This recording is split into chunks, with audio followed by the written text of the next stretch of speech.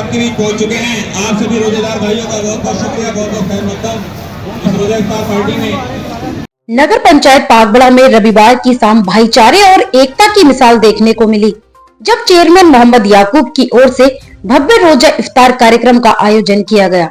इस खास मौके पर मुख्य अतिथि के रूप में राज्यसभा सांसद संजय सिंह पहुंचे और रोजेदारों के साथ इफ्तार कर कार्यक्रम की रौनक बढ़ाई।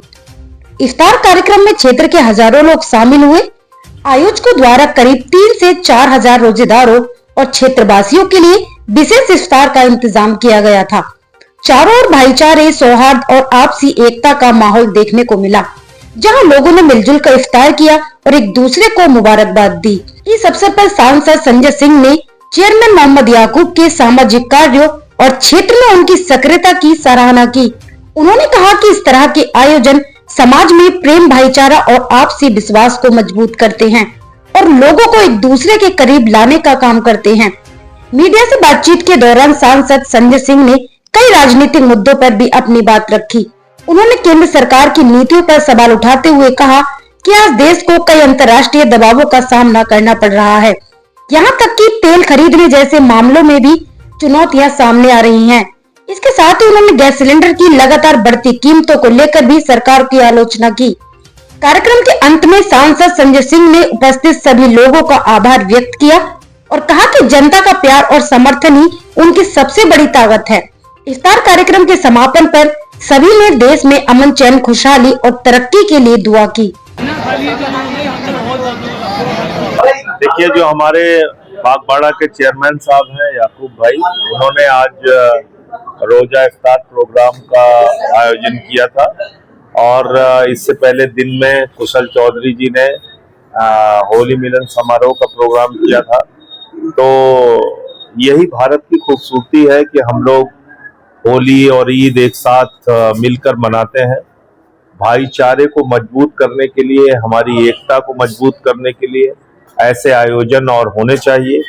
रमजान के पवित्र महीने में हमारे जो मुस्लिम भाई हैं वो रोजा रख के अपने शरीर को तकलीफ दे के ऊपर वाले की इबादत करते हैं। मैं उन सब से अपील करूंगा कि मुल्क की सलामती के लिए और भाईचारे के लिए दुआ करें और हमारी एकता मजबूत हो, ये देश खुशहाली की तरफ आगे बढ़े। मैं तो यही सबसे अपील पश्चिम एशिया में चुनावी जंग बहुत तेज हो गई है, उसके लिए क्या कहना चाहेंगे? देखिए, ये एक युद्ध अपराधी है जिसका नाम है अमेरिका। तो अभी वो एक ऐसा पागल हाथी बन गया है जो हर देश को कुचलना चाहता है। पहले उसने वेनेजुएला को कुचला, उसके पहले इराक को, अफगानिस्तान को कुचला, उसके बाद अभी वो ईरान के जो सुप्रीम लीडर थे खामेनेई साहब, उनकी हत्या की अमेरिका और इजराइल ने, और उसके बाद 160 स्कूली बच्चियों को मारा।